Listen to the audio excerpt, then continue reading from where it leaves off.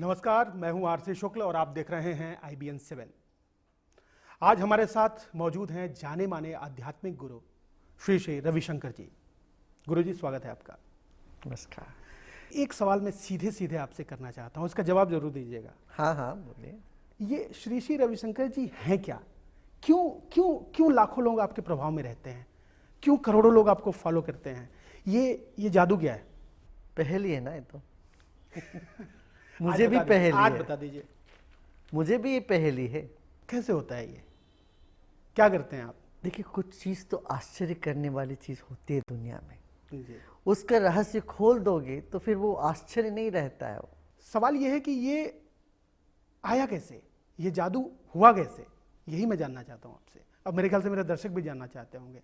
जादू को जादू ही रहने दो, उसको सिद्धांत नहीं बनाना है। गुरुजी, मैंने अनुरोध किया था कि जवाब जरूर दीजिएगा। यही जवाब है। शुरुआत शुरू से करते हैं। एक कहानी सुनाता हूँ आपको मैं। 4 साल का एक बच्चा, जिस उम्र में लोग बोलना भी नहीं सीख पाते, बच्चे ठीक से बोल भी नहीं पाते, एक बच्चा धारा प्रवाह श्रीमद् भगवद गीता का श्लोक सुनाने लगा। अब जानते हो उस बच्चे को? कैसे हुआ ये? एक निदर्शन है कि जीवन इतना ही नहीं है। अभी जो 60, 70, 100 साल की जीवन है, जीवन एक धारा है। हमारे चित्त में बहुत सी इम्प्रेशंस हैं पुराने, और ऐसे चाइल्ड प्रोडिजी तो तमाम है देश में, दुनिया में। 5 साल के बच्चे वायलिन बजाते हैं, सितार बजाते हैं, 4 साल के बच्चे संगीत गाते हैं। तो किसी ने गीता भी गाई होगी इसी तरह से। अच्छा, जब आप कोई साज बजाते तो गाता जब आप भी। 4 साल की उम्र में गीता सुनाने लगे, तो जाहिर तौर पर लोगों को आश्चर्य हुआ होगा। उसके बाद वो कौन सा वक्त था कि आपको लगा कि नहीं, आप एक पर्टिकुलर दिशा में आगे बढ़ने के लिए आए हैं? देखिए, पहले से मुझे लगता था कि हम आए कुछ काम करने के लिए। मेरे अपनी कोई चाह कुछ कभी नहीं आए ऐसे। अच्छा, ये अध्यात्म मोड़ कैसे हुआ?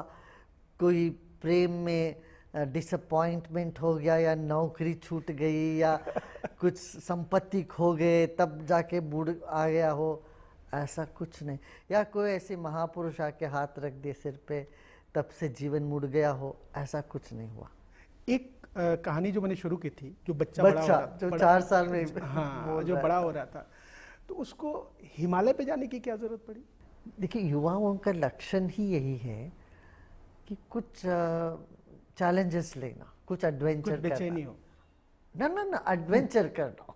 जी। हाँ, आज का बेचैनी में बदल रहा है वो। जब एडवेंचर होता तो बेचैनी नहीं होती है। आज के दौर में बहुत सारे आपके फॉलोअर्स हैं, कुछ आलोचक भी हैं। लोग ये कह रहे हैं कि आप अपना शक्ति प्रदर्शन कर रहे हैं। शक्ति प्रदर्शन हमें करने की जरूरत नहीं पड़ती है। शक्ति है तो दिखती है। लेकिन ये जो स्थितियां बदल रही हैं आज, ये जो बेचैनी है, ये जो भ्रष्टाचार है, जो हिंसा है, अभी मुरथल में जो हुआ, देखिए समाज में आप देखेंगे, समाज में अच्छे लोगों की आवाज़ दबी हुई होती है। ये तो 2-4 उपद्रवी लोगों की आवाज़ बड़ी बुलंद नज़र आती है। पर मेरे दृष्टि से देखती है, 2-4 जो उपद्रव करते हैं वो भी बुरे लोग नहीं हैं। मेरे दृष्टिकोण से सभी अच्छे हैं। कहीं भटक गए, कहीं उनके भीतर कुछ बेचैनी है या राह खो गए, वो होश में आते ही वो पाते हैं, वो भी अच्छे हैं। लेकिन उनको होश में लाने का तरीका क्या है? हाँ, यही तो ये सब सांस्कृतिक कार्यक्रम है। आप तो पाकिस्तान भी गए थे मेरे ख्याल से। 2004 में एक बार गए थे और दूसरी बार 2012 में गए थे। हाँ। वहाँ भी आपके फॉलोअर्स हैं? हाँ, काफ़ी। तो ये पाकिस्तान को प्रेम की भाषा समझ में क्यों नहीं आती है? आप इधर से, किसने कहा नहीं आते? कहाँ आती है? सियासी बात अलग होती है। आम जनता, पाकिस्तान के आम जनता जैसे हमारे हिंदुस्तान के जनता, ऐसे बहुत आपस में प्रेम है। लेकिन कुछ बेसिक टेंडेंसी तो, प्रॉब्लम तो है वहाँ पे, सियासतदान या जो भी है, जो पाकिस्तान में जितना सेना हिंदुस्तान आतंकवाद से तंग आ चुकी है, पाकिस्तान क्या कम आई है? उधर भी रोज रोज आतंकवाद से लोग तंग आ चुके हैं। लेकिन वहाँ के कुछ लोग कुछ लोग लोग ही जो इस तरह की गड़बड़ी फैला रहे हैं, बिल्कुल। और इधर के भी कुछ लोग जो समर्थन दे रहे हैं। हाँ, अब जेएनयू में नारा लगता है कि भारत तेरे टुकड़े होंगे इंशाअल्लाह इंशाअल्लाह। मुझे करुणा आती है इन लोगों पे, गलत समझ और शिक्षा के अभाव। देखिए, सिर्फ हम शिक्षा के नाम से बच्चों को सिर्फ इंफॉर्मेशन फीड करते हैं, सूचनाएं उनके दिमाग में भरते हैं, उनका व्यक्तित्व पर कभी ध्यान नहीं दे रहे हैं। यदि व्यक्तित्व मजबूत हो, व्यक्तित्व में एक विशाल दृष्टिकोण आ जाए, बच्चे समझदार निकलेंगे, नहीं तो नासमझी वाले काम करते रहेंगे। लेकिन कुछ लोग ऐसे हैं जो उस नासमझी को बहुत अच्छे तरीके से नर्चर कर रहे हैं। पाकिस्तान में भी हो रहा है। वो भी और बड़े नासमझी है। मैंने सुना एक बार आप काबुल गए थे तो वहाँ पर किसी ने आपसे कहा कि ये मेडिटेशन वगैरह मत सिखाइए, कुछ ऐसा सिखाइए जिससे एग्रेशन पैदा हो। इराक के एक यूनिवर्सिटी में वहाँ के वाइस चांसलर ने बोला, हमारे युवाओं को आप ठंडे मत करिए, इनका गुस्सा ठंडा नहीं होना चाहिए जी। ये जब तक एक एक अमेरिकन को बदला नहीं लेंगे, मारेंगे नहीं, तब तक इनका आग शांत नहीं होना चाहिए। थोड़े से अपराध के जितने उदाहरण आपको मिलते हैं समाज में, इसको लेकर के भारतीयता या भारतीय संस्कृति को हम ये नहीं कह सकते हैं कि ये संस्कृति असहिष्णु हो गया या हम गए बीते हैं। इस तरह से करने से क्या होता है, हमारे युवाओं में आत्मविश्वास कम होने लगती है। अच्छा, वो आपने असहिष्णुता का नाम ले लिया, मैं आने ही वाला था उस पर। मुझे पता है आप आओगे, वहाँ पहुँचोगे। जी, लेकिन उसके पहले एक सवाल और है मेरा, आरक्षण को लेकर के जो बेमिला वाला हुआ और जिसको लेकर के दलित और इस तरह अभी जाट आंदोलन की बात हो रही थी, आरक्षण को लेकर के क्या विचार है आपका? देखिए, जो आर्थिक रूप से पिछड़े जो लोग हैं जी, उनको ज़रूर मिलना चाहिए। आरक्षण रखा है हमारे जो संविधान बनाने वाले थे डॉक्टर साहब B.R. अम्बेडकर जी ने, बहुत सोच के उन्होंने किया है, बहुत अच्छे एक प्लान बना के उन्होंने दिया कि जो दबे हुए लोगों को ऊपर उठाना ये समाज का हर एक का कर्तव्य है जी, ये आवश्यक है। मगर उनमें से वो देखना चाहिए सिर्फ जाति जन्म से नहीं है, मगर उनका जो परिस्थिति है, जीवनी जो स्तर है, उसको देख के करना चाहिए। आर्थिक आधार पर आरक्षण, आर्थिक आधार पर। तो अभी इसका मतलब ये कहना चाहते हैं आप कि आरक्षण की समीक्षा होनी चाहिए, अभी जो स्थिति चल रही है उस पर विचार करना चाहिए। नहीं, विचार की बात नहीं है, आरक्षण तो है ही, उसको तो आगे लेकिन आर्थिक आधार पर नहीं है, जाति आधार पर है। नहीं, आर्थिक उसके साथ होना चाहिए। जाति, देखिए, जाति और आर्थिकता बहुत मिली जुली है आज समाज में, बहुत मिली जुली है। नहीं, जाति आधार पर जिसको आरक्षण मिला, पिछले 50 साल से आरक्षण का फायदा उठा रहा है, उसकी 2 पीढ़ियां ऊपर चली गई, तो क्या ऐसा वक्त नहीं आ गया कि जैसे प्रधानमंत्री ने कहा कि आप गैस सब्सिडी छोड़ दीजिए, तो ये वक्त नहीं आ गया कि एक इस तरह का मूवमेंट चले कि भैया अगर आप हाँ, एक लेवल पे पहुंच जिसको गए कहते तो हैं ना क्रीमी लेयर, हाँ, आप आरक्षण छोड़ दीजिए। हाँ, वो क्रीमी लेयर को छोड़ना चाहिए।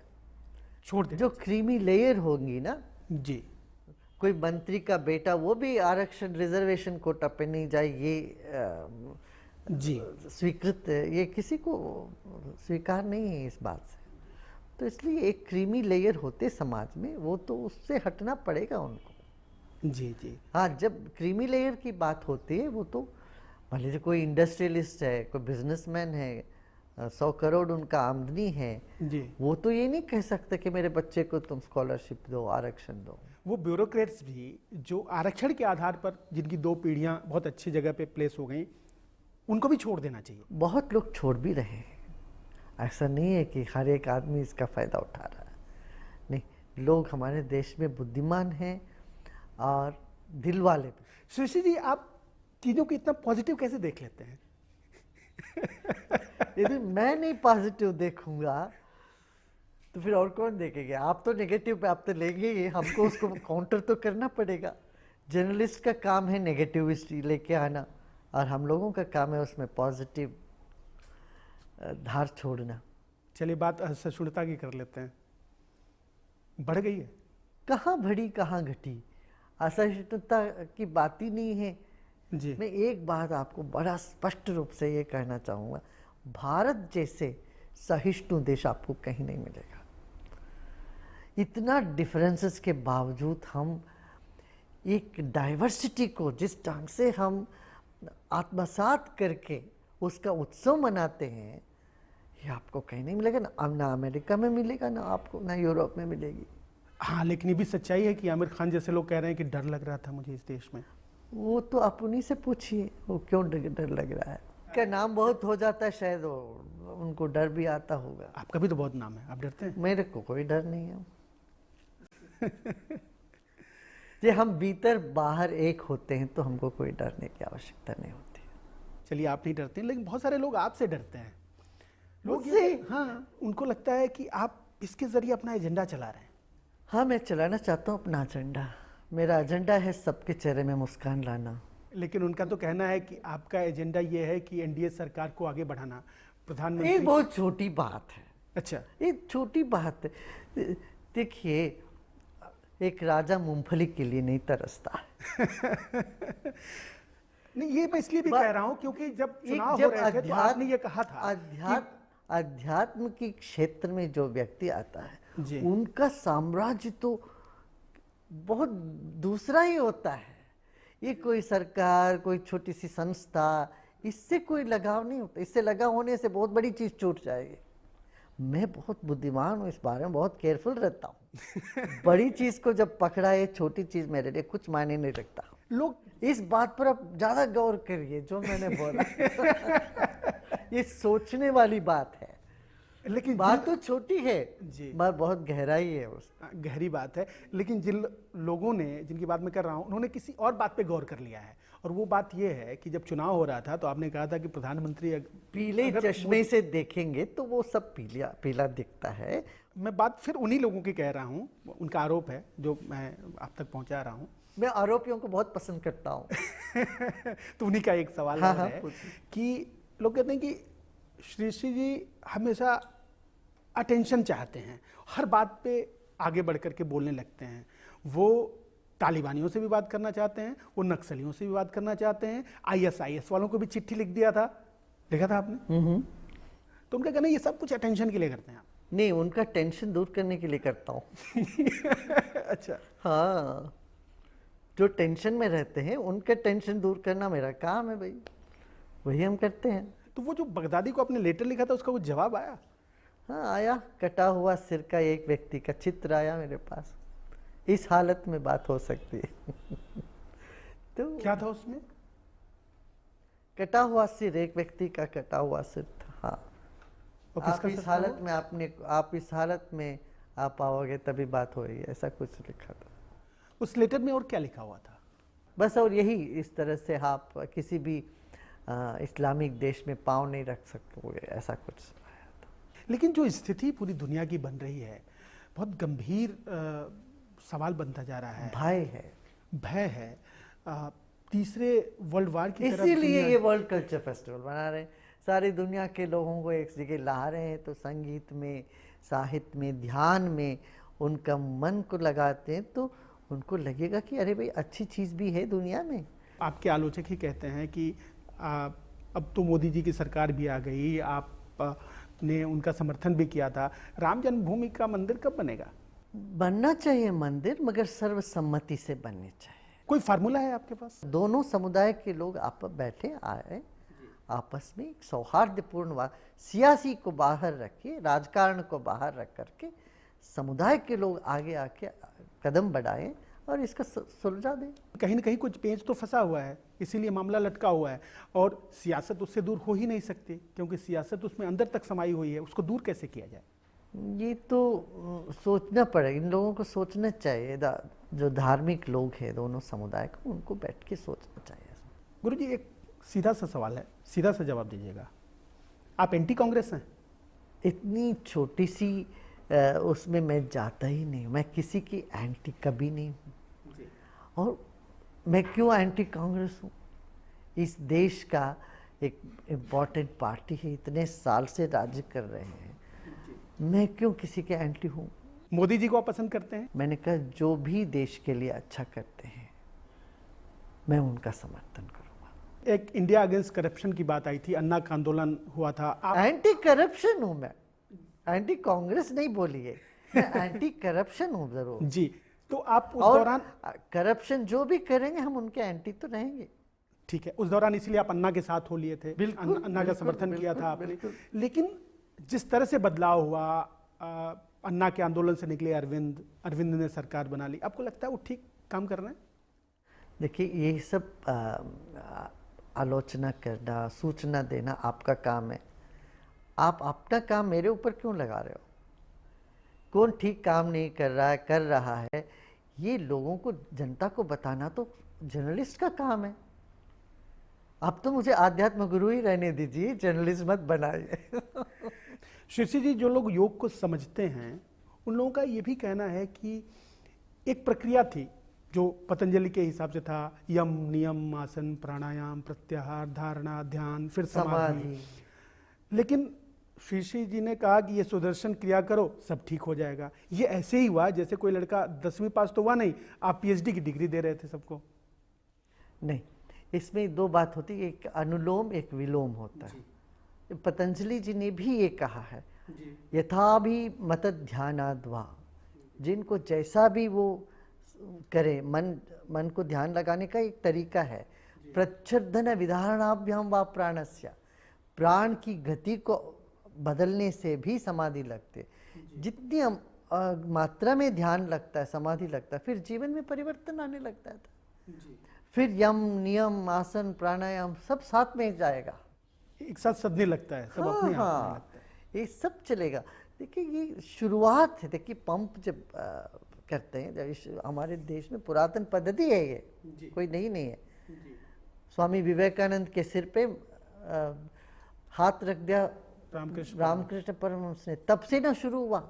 उन्होंने पहले यम, नियम, आसन, ध्यान सब होके समाधि नहीं गए, पहले समाधि का एक झलक मिला, फिर पूरा योग उनमें शुरू हुआ।